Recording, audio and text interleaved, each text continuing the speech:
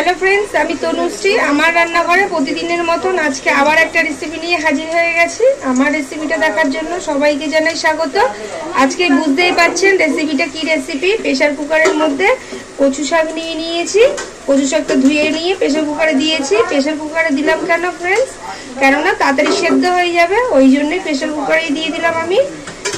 आमार देखे যদি ভালো লেগে থাকে তাহলে প্রতিদিনের মতন ভালোবেসে একটা লাইক শেয়ার সাবস্ক্রাইব করে দেবেন। আশা করি আপনারা ভালোই আছেন। আপনাদের ভালোবাসায় ভগবানের আশীর্বাদে আমিও ভালো আছি। যাই হোক প্রেসার কুকারের মধ্যে দিয়ে দিয়েছি ধুয়ে কচু শাক, তার মধ্যে নুন দিয়ে দেব,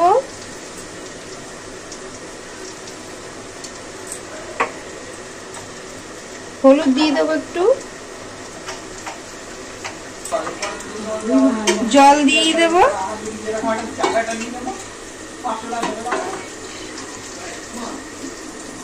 প্রেসার কুকার ঢাকা আটকে দিয়েছি। গ্যাস অন করে প্রেসার কুকারটা বসিয়ে দিলাম, দুটো সিটি দিয়ে দিয়েছি। প্রেসার কুকারটা এবার আমি খুলে দেখব। দেখুন ভালোভাবে একদম সুন্দর সেদ্ধ হয়ে গেছে। একদম প্রেসার কুকার দিলে এটাই ভালো সেদ্ধও হয়, তাড়াতাড়ি হয়। আর দেখুন এর মধ্যে আমি কটা আম পাতা দিয়ে দিয়েছিলাম, এটা আপনাদের দেখাতে আমি ভুলেই গেছি। কেননা হচ্ছে কচু শাকটা ধোয়ার সময় একটুখানি হাতটা চুলকাচ্ছিল, ওই জন্য আম পাতা দিয়ে সেদ্ধ করলে তাহলে এই বিষটা মরে যায়, তাই জন্যই দিয়েছিলাম। আম পাতাগুলো এবার ফেলে দেবো।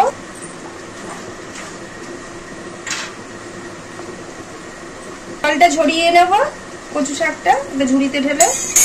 খালি কড়াই বসিয়ে দিয়েছি, খালি কড়াইটা গরম হয়ে গেছে। কড়াইতে দিয়ে দেব সরষের তেল, কচু শাক। কচু শাক আজকে ইলিশ মাছের মাথাটা দিয়ে করব। মাথাগুলোকে আমি ধুয়ে নিয়েছি আর মাথাগুলোকে আমি দু টুকরো করে নিয়েছি, তাহলে ভাজতেও সুবিধা হয় আর কাটা কাটা বেশি হয় না শাকের মধ্যে, এরকমই থাকবে হাফ হাফ করা। যাই হোক তেল গরম হয়ে গেছে, তেলের মধ্যে একটুখানি হলুদ দিয়ে দেব,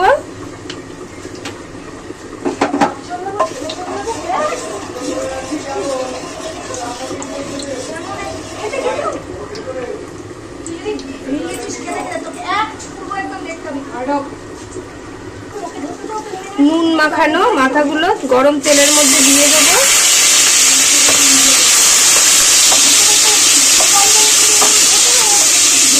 এপিট ওপিট করে ভালো করে মাথাগুলো লাল লাল করে ভেজে নেব। মাথাগুলো লাল লাল করে ভাজা হয়ে গেছে, আমি তুলে নেব।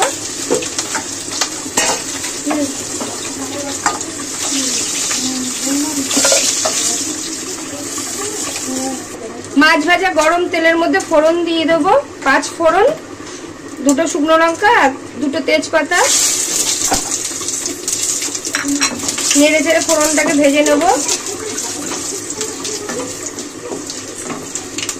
ফোড়নটা ভাজা হয়ে গেছে, এবার মিক্সিতে আমি কাঁচা লঙ্কা আর আদা বেটে রেখেছিলাম, এবার এই ফোড়নের মধ্যে দিয়ে দেবো।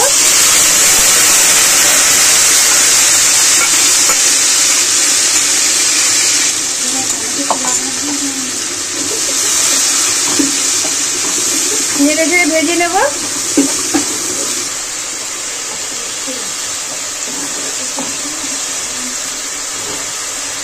আদা আর কাঁচা লঙ্কা বাটাটা নেড়ে চেড়ে ভাজতে ভাজতে আমি বাটির মধ্যে নিয়ে নিয়েছি 2 চামচ জিরের গুঁড়ো দিয়ে দেবো।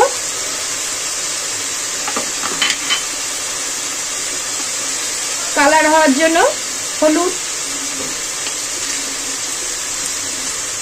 কাশ্মীরি লঙ্কার গুঁড়ো দেবো কালার হওয়ার জন্যই।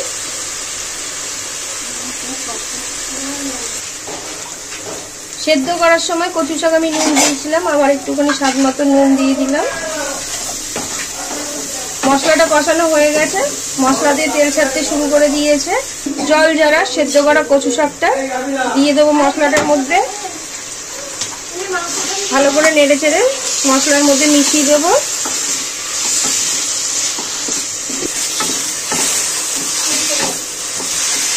ব্যাস শুধু নেড়ে চেড়ে ভাজতেই থাকবো যতক্ষণ কচু শাকটা ভেজে ভাজতে ভাজতে কালো না হবে, ততক্ষণ ধরেই এরকম নেড়ে চেড়ে ভাজতে থাকবো। কচু শাকটা নাড়াচাড়া দিয়ে ভাজতে ভাজতে আমি আগে থেকে যে মাথাগুলো ভেজে রেখেছিলাম ইলিশ মাছের মাথাটাও দিয়ে দেবো। মাথা সমেত নেড়ে চেড়ে ভাজতে থাকবো।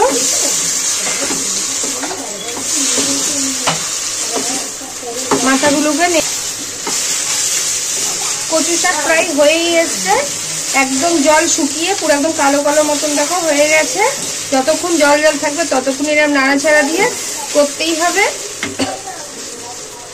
নামানোর আগে আমি স্বাদ মতন একটু চিনি দিয়ে দেবো, চিনিটা দিলে স্বাদটা দ্বিগুণ হয়ে যায়। নাড়িয়ে চাড়িয়ে মিশিয়ে দেবো, দিয়ে কিছুক্ষণ একটু নাড়াচাড়া করতে থাকবো এরম ভাবেই। তারপরেই নামিয়ে দেবো কচু শাকটা। চিনিটা দিয়ে বেশ কিছুক্ষণ ধরে নাড়াচাড়া দিয়ে নিয়েছি। এবার আমি নামিয়ে নেব ইলিশ মাছ দিয়ে কচু শাক। ইলিশ মাছের মাথা দিয়ে কচু শাক এই সময়ই বেশি মানুষেরা খায়, তাই আমি তো রিকোয়েস্ট করি আমি যেইভাবে আমার রেসিপিটা করি একদিনকার ঠিক এইভাবেই আপনারা আমার রেসিপি করে খাবেন। এরমভাবে মাছের মাথা দিয়ে কচু শাক। আর যদি ভালো লেগে থাকে তাহলে একটা কমেন্ট তো করবেনই, ভালোবেসে প্রতিদিনের মতন আপনারা যেরকম পাশে থেকে কমেন্টগুলো করছেন। ভালো থাকবেন, সুস্থ থাকবেন। Thank you.